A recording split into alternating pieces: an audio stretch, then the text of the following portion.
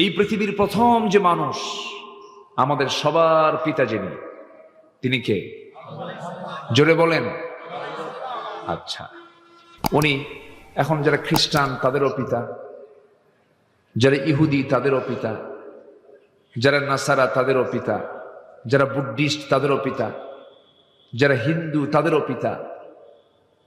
দেখেন না, ইন্ডিয়ানরা কিন্তু উর্দু হিন্দি যখন বলে তখন কিন্তু আদমই বলে, মানুষকে আদম বলে। নেক আদমি সে দোস্তি করো, আছে না এরকম? মানে আদমি বলে মানুষকে, ওরা কি বলে?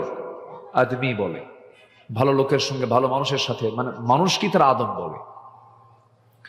তো সবার কিন্তু পিতা হচ্ছেন কে বলেন তো? আদম আলাইহিস সালাতু ওয়াস সালাম। তিনি কি অশিক্ষিত ছিলেন? আস্তে কয়। আচ্ছা, প্রথম মানুষ কি সাধারণ মানুষ না নবী ছিলেন? তাহলে পৃথিবীর প্রথম মানুষটা কি ছিলেন? নবী। আমরা কার সন্তান? আবার আদম কয়, বলেন, আবার বলেন, আমরা কার সন্তান বলেন? তাহলে আমরা কিন্তু নবী সন্তান। কিন্তু চিন্তা করেন, আমাদের বাপ নবী ছিলেন। আমাদের বাপ কি ছিলেন? তাহলে পীরের ছেলে যদি পীর জাদা হয়, নবীর ছেলে কি হবে? নবী জাদা। নবীর ছেলে নবী জাদা। তাহলে আমরা সব নবী জাদা। আসতে কয়, আমরা সব কি জাদা? দাম কি কম? কম না তো, অনেক দাম। আমি তো মনে করি যারা পীরের ছেলে পীর জাদা লেখে, এটার চাইতে আমাদের সম্মান তো কোনো অংশ কম না। আমরা নবীর সন্তান, আমরা। এটা বিশাল ব্যাপার।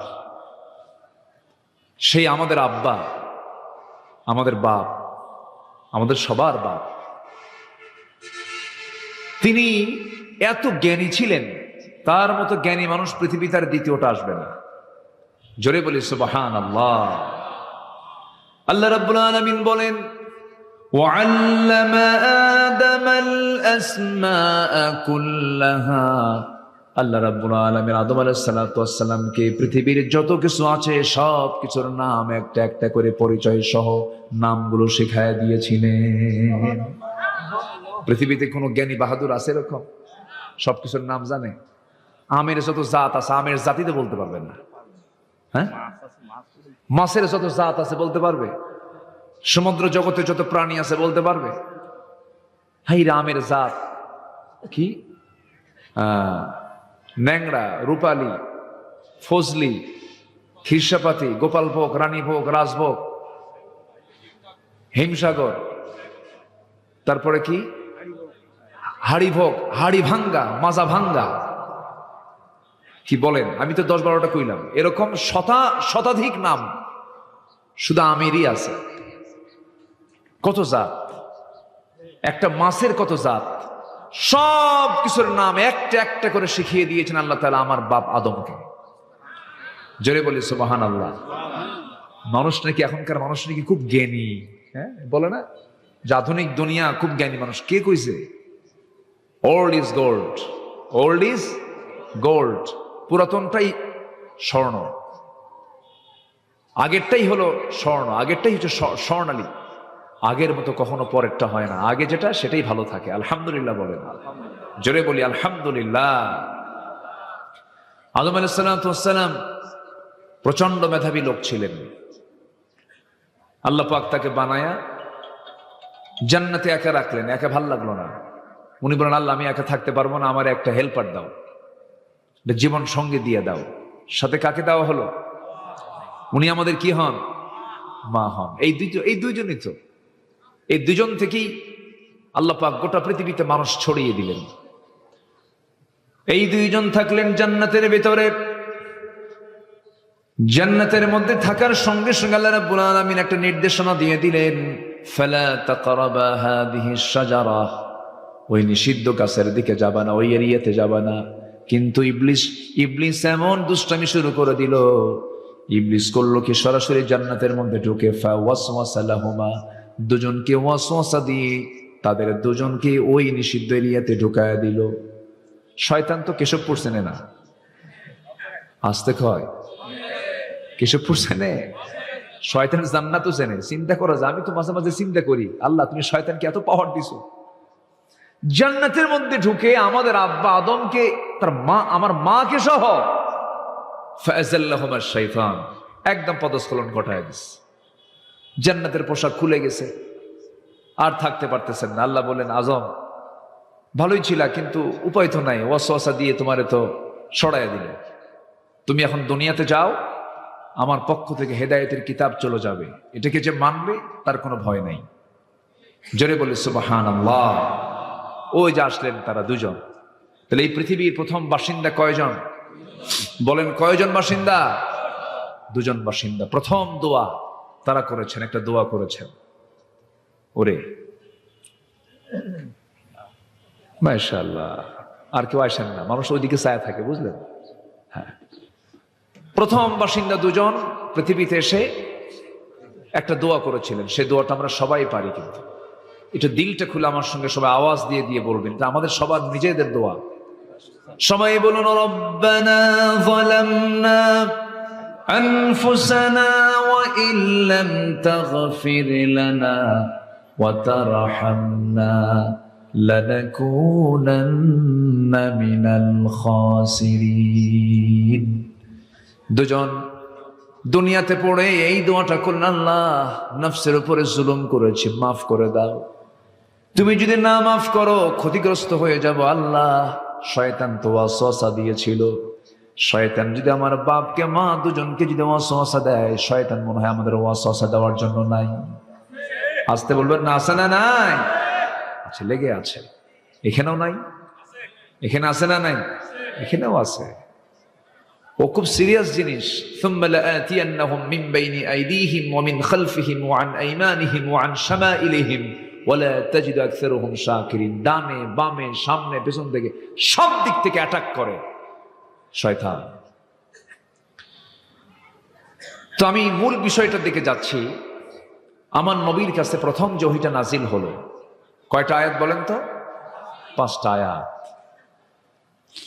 এই 5টা আয়াত যখন রাসূলকে উপহার দেওয়া হলো, বলা হলো যারা পারেন ছোট মিলিয়ে বলুন, ইকরা বিসমি রাব্বিকাল্লাযী খালাক খালাকাল ইনসানা মিন আলাক ইকরা ওয়া রাব্বুকাল আকরামুল্লাযী আল্লামা বিল কলম আল্লামাল ইনসানা মা লাম ইয়ালাম। জোরে বলুন আল্লাহু আকবার। নবী, আপনি পড়ুন সেই মহান রবের নামে যিনি আপনাকে সৃষ্টি করেছেন, যিনি মানুষকে সৃষ্টি করেছেন আলাক থেকে। কিসে থেকে বলেন? আলাক। সূরার নাম কি? আলাক। আলাক শব্দটা হলো একটা সায়েন্সের ভাষা, এটা বিজ্ঞানের ভাষা। এটা এমব্রায়োলজির উপরে আল্লাহ পাক প্রথম তথ্য দিয়েছেন। প্রথম 5টা আয়াতের মধ্যে আল্লাহ পাক সায়েন্স ঢুকায় দিয়েছেন। ভ্রণ তথ্য নিয়ে আল্লাহ পাক কথা বলেছেন। ভ্রণ তথ্য, মানব বিকাশ কেমন হলো, এই বিষয় নিয়ে আল্লাহ পাক আগে কথা বলেছেন। তাহলে এখন বলুন তো, কোরআন কি শুধু ধর্মীয় কিতাব? না, গবেষণার কিতাব এটা। একটু পরে আসতেছি আমি। আলাকটা কি? আল্লাহ পাক মানুষকে যে আলাক থেকে সৃষ্টি করেছেন, আলাকা শব্দটা কি? এটা ঝুলন্ত। এটা কি বলেন তো? ঝুলন্ত, জোকের মতো দেখা যায়। কিসের মতো? জোকের মতো দেখা যায়। জোকের মতো ঝুলন্ত কোন একটা জিনিসকে বোঝাই হলো আলাক। এটা নিয়ে আজকেও গবেষণা চলছে, শতাব্দীর পর শতাব্দী গবেষণা চলছে। গবেষণা হতেই থাকবে, কিন্তু মূল রহস্য একমাত্র কার জানা? আসতে বলবেন না, কার জানা? গোটা ওয়ার্ল্ড ফেমাস একজন ভ্রণতত্ত্ববিদ ডাক্তার কেইট মুর, উনি জানতেন না, আলাক শব্দের সাথে তার পরিচিতি ছিল না। ওনার সামনে যখন বলা হলো যে কোরআনে আলাক দিয়ে বোঝানো হয়েছে কোনো কাদার পিণ্ড অথবা জোকের মতো দেখা যায় এমন একটা জিনিসের ঝুলন্ত রূপটাকে আলাক বলা হয়, উনি অবাক হয়ে গেলেন। উনি এটাকে মাইক্রোস্কোপিক গবেষণায় নিয়ে গেলেন। অণুবীক্ষণ যন্ত্র দিয়ে দেখেন কোরআন যে তথ্য দিয়েছে হুবহু মিলে গেছে। একটু আসতে বলি সুবহানাল্লাহ। কোরআন যা বলেছে হুবহু মিলে গেছে। বিজ্ঞান ভুল করতে পারে, কিন্তু কোরআন কখনো ভুল করতে পারে না। যাচাই হবে বিজ্ঞান দিয়ে কোরআন, না কোরআন দিয়ে বিজ্ঞান? কোরআন দিয়ে বিজ্ঞান যাচাই হবে। কারণ কোরআন তিনি নাজিল করেছেন যিনি এই সূর্য বানিয়েছেন, যিনি আকাশ বানিয়েছেন। আল্লাহু আকবার বলেন। সম্মানিত ভাইয়েরা, আমি চিন্তা করতেছি কি বিষয়ে কথা বলা যায়। আমরা দুনিয়াতে যে কোনো যাকে বসলে পরে যদি কোনো বন্ধু বলে, বন্ধু জানো এই ব্যবসায় না খুব লাভ, তখন আগ্রহ কমে না বাড়ে? আস্তে কয় কি কমে না বাড়ে? এই যে ব্যবসায়ী মানুষ, বোঝেন না, মানে একটা ব্যবসার কথা বললে কিন্তু হঠাৎ করে মরা মানুষ কি হয়, হ্যাঁ তাজা হয় না? তুমি কি জানো ভাই এই নতুন একটা ব্যবসা পাইছে, জানো এই করলে ব্যাপক লাভ, দেখবেন যে সব মনোযোগ সাইডা, মানে সব দিকের চিন্তা স্যার এই দিকে মনোযোগ দিছে। তো ব্যবসার দিকে মানুষের একটা আকর্ষণ আছে। আল্লাহ পাক একটা আয়াতের মধ্যে ব্যবসার কথা বলেছেন। কিসের কথা বলেছেন বলেন তো? ব্যবসার কথা। শুনবো? আজ থেকে শুনবো না ইনশাআল্লাহ?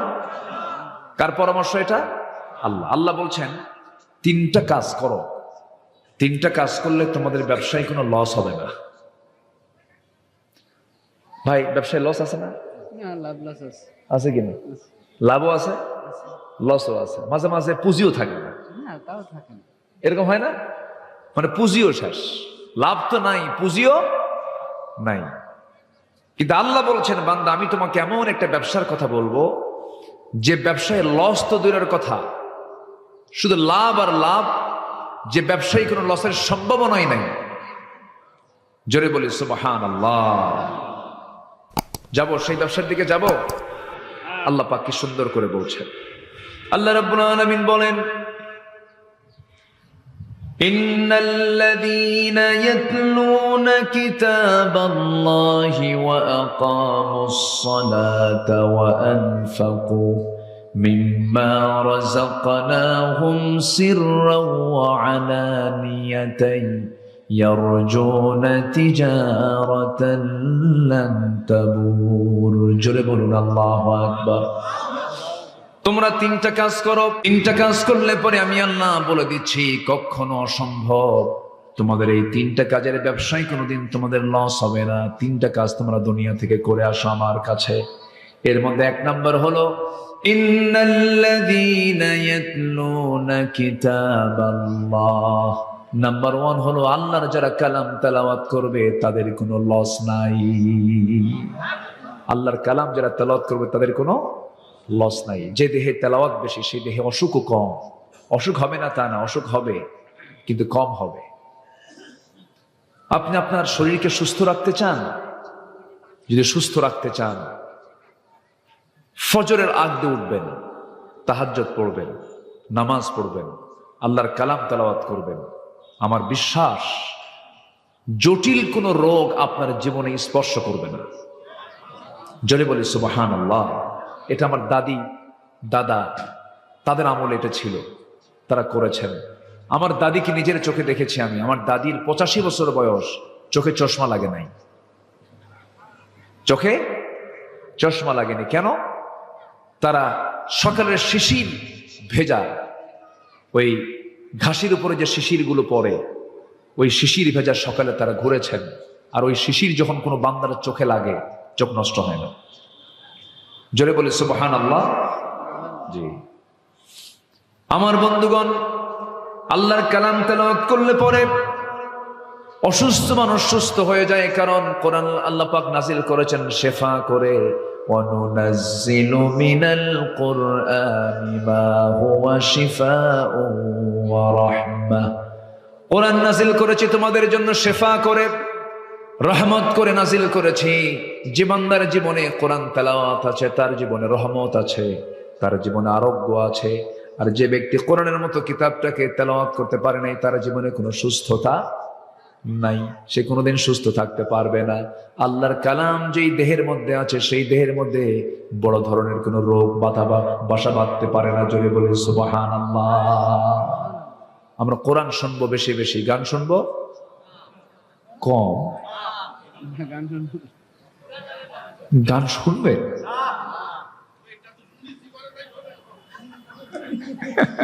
খুব মজার মানুষ। সামনে এক চাচা বসে আছেন, মাঝে মাঝে একটু হাক ডাক ছাড়ে, ক্যামেরাম্যানদের সতর্ক করে, এই সাবধান হতো না।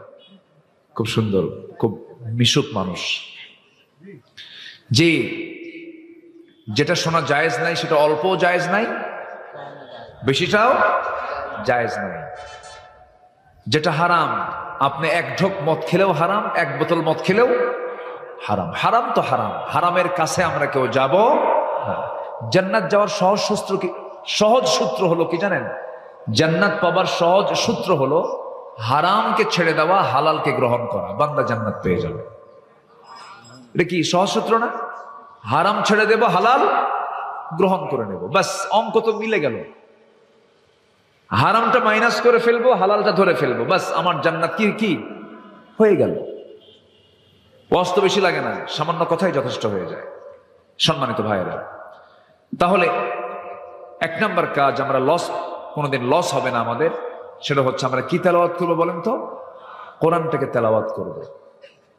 সম্মানিত ভাইয়েরা, এটা এমন একটা কিতাব, এর মধ্যে অতিরিক্ত কোনো কথা নাই।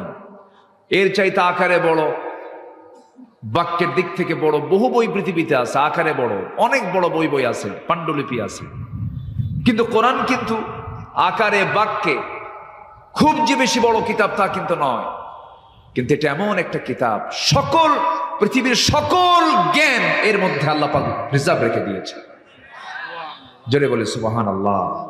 এর মধ্যে আল্লাহ পাক মশার কথা বলেছেন। কিসের কথা? মশা কি করে? কামড় দেয় না? কামড় দেয়। আচ্ছা, মশা কি মানে আল্লাহ তাআলা এই মশার কথা যখন বললেন কোরআনে, তখন কাফেররা বলল, তোমার আল্লাহর কাম নাই, কাজ নাই, কোরআনের মতো একটা কিতাবের মধ্যে আবার মশার কথা বলা লাগে? এই কথা বলে ফেলল। কাফেরদের তো দোষ ধরার কোনো আগাগোড়া নাই, ওরা তো সবকিছু দিয়ে দোষ ধরতে শুরু। আল্লাহ পাক মশার একটা উদাহরণ কোরআনে কারীমের মধ্যে দিয়েছেন, এই জন্য তারা বলল। আল্লাহ রাব্বুল আলামিন বলেন, ইন্নাল্লাহা লা ইস্তাহি আন ইয়াদরিবা মাসালান মা বাউদাতান ফামা ফাওকাহা ফাআম্মাল্লাযীনা আমানু ফায়া'লামুনা আন্নাহুল হাক্কু মির রাব্বিহিম وأما الذين كفروا فيقولون ماذا أراد الله بهذا مثلا يضل به كثيرا ويهدي به كثيرا وما يضل به إلا الفاسقين جربنا الله أكبر الله رب العالمين মশা অথবা তদূর্ধ্ব কোন বস্তুকে উপমা দিতে, এক্সাম্পল দিতে লজ্জাবোধ করেন না। আর কাফেররা বলে, তোমার রব এই মশার উদাহরণ দিয়ে কি ফায়দা হয়েছে, এই জায়গায় কি লাভ এখানে? আল্লাহ বলছেন, এই সমস্ত উদাহরণের জন্য রয়েছে যারা ইমানদার তারা হেদায়েত প্রাপ্ত হয়ে যায়, আর কিছু যারা বেঈমান তারা আরো পথভ্রষ্ট হয়ে যায়। আমার বন্ধুগণ, মশার কথা কেন বলেছেন দেখেন। আমরা এই জাগতিক জীবনে আমরা লক্ষ্য করি, আমরা বাজারে মশারি কিনতে যাই, মশারি টাঙায় কে? মশা না মানুষ? এটা কি কোন সরির মধ্যে দিয়ে গেছে? এটা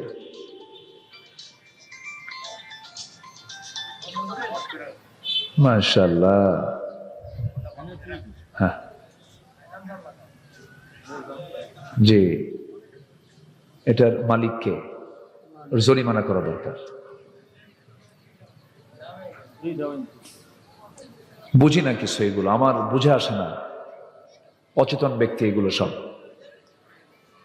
মোবাইল তো একটু ডিস্টার্বিত, মোবাইল দেখেন না, এর তো কোনো আইন কানুন নাই। রাত 3টার দিকেও ফোন দেয়। একদিন রাত 3টার দিকে ফোন দিয়ে বলে, হুজুর আমি আপনার খুব ভক্ত, আপনার ওয়াজ শুনতেছি আর কাঁদতেছে, দোয়া করেন। বলেন তো 3টার দিকে দোয়া হয়? হ্যাঁ, কি কথা কি তো বললাম না, ঠিক আছে দোয়া করি আপনার জন্য। আবেগে থাকে না, সমস্যা নাই, থাকো, একটু সাইলেন্ট করে গেলে তো হতো। মসজিদে নামাজ শুরু হয়, এদিকে রিংটন বাজে। এখন তেলাওয়াত শুনবেন না রিংটন শুনবেন বলেন? এক আযাব, সমস্যা। তো যাই হোক, আমার দিকে তাকান, কষ্ট পাচ্ছেন নাকি আপনারা? তো মশা থেকে বাঁচার জন্য মশারি কিনি আমরা। তো মশারি কি মশা টাঙায় না মানুষ টাঙায়? আচ্ছা বলেন তো, বিপদে কে থাকে, মশা না মানুষ? আচ্ছা এখন বলেন তো, শক্তিশালী কে? হ্যাঁ, মানুষ। তো আপনি জেলখানায় কেন? মশারি তো একটা জেলখানা। তাহলে আপনি চতুর্দিকে বারবার চেষ্টা করছেন যেন কোনো ছিদ্র পথে যেন মশারি ভেদ করে যেন মশা না ঢোকে। আমাকে বাঁচতেই হবে, কারণ ওর একটা কামড় ডেঙ্গু হয়ে যাবে পঙ্গু। কি ঠিক আছে না? ডেঙ্গু হয়ে যাবে পঙ্গু। চিকুনগুনিয়া মারাত্মক অবস্থা, মশার কামড় খাওয়াই যাবে না। তাহলে আপনি মশারি টাঙ্গালেন মশার কামড় থেকে বাঁচার জন্য। তাহলে এখন বলুন তো শক্তিশালী কে, মানুষ না মশা? দেখাই তো যাচ্ছে তাই, কারণ ও তো আর মশারি টাঙ্গায় না, টাঙ্গাই তো আমরাই মশা, আমরাই মশারি টাঙ্গাই। আমার বন্ধুগণ, এই মশা যত খাবে বেশি, যে মশা যত বেশি রক্ত খাবে তার হায়াত তত বেশি বাড়বে না কমবে। যে মশা একটু কম খাবে তার হায়াতটা একটু বেশি থাকবে, আর যে মশা বেহিসাবি খাবে তার হায়াত তত কমে যাবে। এই বিগত 16 বছর যারা ক্ষমতার মসনদে ছিলেন তারা কম খাইছে না বেশি খাইছে? আস্তে কয়, কম খাইছে না বেশি খাইছে? পাজামার ফিতা খুলে খাইছে, পাজামার ফিতা খুলে খাইছে। হিসাব করেন, বেশি খাইছে তো একদম মামু বাড়ি দিল্লি গিয়ে পড়ছে। আস্তে কন কেন, জোরে কন ঠিক কিনা? বেশি খাইলে কি মরা, কি হায়াত বাড়ে না হায়াত কমে? মরে কি দেরি করে না তাড়াতাড়ি মরে? এখনো যারা আছেন দেশে এটা ভাবেন, সাদাবাজি করেন না, লুটপাট করেন না। বেশি খাইলে কিন্তু দিল্লি যাওয়া লাগে, বেশি খাইলে কিন্তু চোরের মতো বেড়াতে হয়। শিক্ষা নিন, হারামের কিন্তু কোনো আরাম নাই, মজা পাবেন না, লাভ হবে না। দেশের শীর্ষস্থানীয় ধনী সালমান এফ রহমান, কি চেনেন না? মুখে কত সুন্দর সাদা দাড়ি, সুন্নতি দাড়ি। সেই দাড়িটা কেমনে কাটলো সে? হ্যাঁ, এ তো একটু মায়া মহাব্বত থাকার কথা ছিল যে আমার এই সুন্দর দাড়ি আমি নবীর জন্য রেখেছি, সেই দাড়ি আমি কাটবো কেমনে? সে কি নবীর জন্য দাড়ি রাখছে? নবীর মহাব্বতে দাড়ি রাখছে? ওটা রাখছে হলো অভিনয় করার জন্য। অভিনয়, ওটা কিসের দাড়ি বলেন? অভিনয়। কেউ মুসল্লি হয়ে মসজিদে যায় আর কেউ মুসল্লি সাজে। কি মুসল্লি? কেউ অরিজিনাল মুসল্লি, আবার কেউ কি মুসল্লি সাজে, ভান ধরে। লাভটা হলো কি? দাড়িও কাটলো, মাথার চুলও কালো করলো, পাঞ্জাবি খুলে গেঞ্জি পরলো, পাজামা খুলে লুঙ্গি পরলো, নৌকায় চললো, কাম হলো না। পুলিশ যে সেখানে আইনমন্ত্রীকে দইরা কয়, স্যার সিনসি থানায় চলেন। আইনমন্ত্রীকে, বাবা আমি কি একা আসছি? আমি তো জামাতের সাথে আসছি। কিসের সাথে আসছি? হ্যাঁ, কে? কেউ ওই যে বসে আছে দেখো, কেউ মাথার চুল কালো দেখা যায়, লোকটা চেনা যায় না তো, লুঙ্গি পড়া কে? ওটা কি মাঝি না কে? না, ওটাই দরবেশ। হ্যাঁ, শেষ পর্যন্ত লাভটা হলো কি? বেশি খাইছে কি? বেশি খাওয়ার ফলাফল কি? বাঁচা না মরা? মরা। তাহলে মশা থেকে শিক্ষা আছে না নাই? আছে, মশা থেকে শিক্ষা আছে। কি উদাহরণ আল্লাহ পাক দিয়েছেন? মশা। নাম্বার 1, বেশি খায় তাড়াতাড়ি মরে মশা। নাম্বার 2 হলো এই মশাটা এমন একটা প্রাণীর নাম, আল্লাহ রাব্বুল আলামিন এই প্রাণীর নামে উদাহরণ দিয়েছেন। অবশ্যই কিছু কারণ আছে, অবশ্যই কিছু কারণ আছে। এই মশা যখন কামড়ায় মানুষকে, পুরুষ মশা কামড়ায় না মহিলা মশা কামড়ায়? বলেন, পুরুষ মশা না মহিলা মশা? খালি মহিলা বলা যাবে না তো, মহিলা কামড়ায় তাহলে তো মুশকিল, বাড়িতে যা থাকবেন কেমনে? আমরা কামড়াই, এই নিয়ে তো মারামারি শুরু হয়ে যাবে। মহিলা মশা বলতে হবে, মহিলা মহিলা বললে তো কাম সারাবা। হ্যাঁ, মহিলা মশা, হ্যাঁ মহিলা মশা। জি, বউ দেখে ভয় লাগে না আপনাদের? এই বউকে ভয় করেন না আপনারা? এই যে ভয় করে, দেখছেন চাচা বেশি ভয় করে। ভয় তারাই করে না যাদের বউ নাই। বউ যার আছে, বউকে ভয় করে না, এরকম কোন লোক দুনিয়াতে নেই। বউকে ভয় করতেই হয়। তুমি কত বড় হুজুর আমার জানা আছে, থাও বসো এখানে। কি ধমক মারে না? ধমক মারে না? স্ত্রীর কাছে স্বামী, স্বামীর কাছে স্ত্রী, এটা আলাদা একটা মাওয়াদ্দাতুন ওয়া রাহমা। আল্লাহু আকবার বলেন। সব জায়গায় বুজুর্গি চলে, বউয়ের কাছে বুজুর্গি একটু কঠিন। হ্যাঁ, বইয়ের কাছে বুজুর্গ একটু একটু কঠিন, কিন্তু তুমি কত বড় বুজুর্গ আমার জানা আছে। এই কথা বলে একদম কাইট করে রেখে দেয়, কোনো উপায় নাই। তো মশা কামড় মানে হলো মহিলা মশা। কি মশা কামড়ায়? মহিলা মশা কামড়ায়। স্ত্রী মশা কামড়ায় আল্লাহ রাব্বুল আলামিন স্ত্রী মশার কথা এখানে বলেছেন। দেখুন, কোরআন যে সায়েন্সের কথা বলে, পৃথিবীতে কোনো পুরুষ মশা কামড়ায় না, নারী মশা কামড়ায়, স্ত্রী মশা কামড়ায়। মশা কামড়ের মধ্য দিয়ে বংশ বিস্তার হতে থাকে, এটা পুরুষ মশার কাজ না, এটা স্ত্রী মশার কাজ। এরপরে মৌচাকে মধু থাকে, ওই মৌচাকের মধ্যে যে মধুগুলো ডিপার্টমেন্ট গুলো চালায়, এই মৌমাছিটা পুরুষ মৌমাছি না, স্ত্রী মৌমাছি, রানী মৌমাছি। কি মৌমাছি? রানী মৌমাছি। এদের মধ্যে কিছু ক্লাস আছে, কিছু আছে ওয়ার্কার, কর্মী মৌমাছি, পুলিশ মৌমাছি, রানী মৌমাছি। রানী মৌমাছির কাজ হলো মৌচাককে কন্ট্রোল করা, মৌচাকের কোনো মধু যেন জার্ম না হয়। কোন কর্মী মৌমাছি যখন মৌচাকে মধু নিয়ে আসবে ফুল ফল থেকে সংগ্রহ করে, তার পা চেক করার জন্য সেখানে অ্যাডমিনিস্ট্রেশন কিছু মৌমাছি আছে, প্রশাসনের কিছু মৌমাছি আছে। এরা দেখে দেখে নেয় কোন পায়ে ময়লা আছে, যে পায়ে ময়লা থাকে সেই মাছিটাকে এই পুলিশ মৌমাছিগুলো সব এক জায়গায় অ্যাটাক করে তাকে কামড় মেরে মেরে ফেলে দিয়ে বলে, মানুষের জন্য ওষুধ বানাইছেন আল্লাহ তাআলা, এই মৌচাকে মধু কোনো ক্রমেই নষ্ট করা যাবে না। যেরকম সুবহানাল্লাহ। চিন্তা করা যায়? আল্লাহ তাআলার ফার্মাসিউটিক্যাল লিমিটেড না আনলিমিটেড? আল্লাহর ফার্মাসিউটিক্যাল কি? আনলিমিটেড। মৌচাকে মধু কত খাবা, খাও, পান করো। আমার বন্ধুগণ, সমস্ত রোগের ঔষধ ওই মৌচাকের মধুর ভিতরে আল্লাহ রাব্বুল আলামিন রেখেছেন। গোটা দেশের ডিপো হলো খুলনার কোন বনে বলেন? বলেন কোন বনে? এলাকাতে সবচেয়ে বড় ফার্মাসিউটিক্যাল কি, ঠিক আছে না? সবচেয়ে সুন্দর বন হচ্ছে মধুর জায়গা।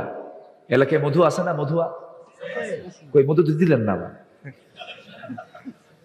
জি, আল্লাহু আকবার। ইসলাম বলছেন, রাসূল বলতেছেন যে মৃত্যু রোগ ছাড়া সমস্ত রোগের ঔষধ আল্লাহ পাক এই মধুর মধ্যে রেখে দিয়েছেন।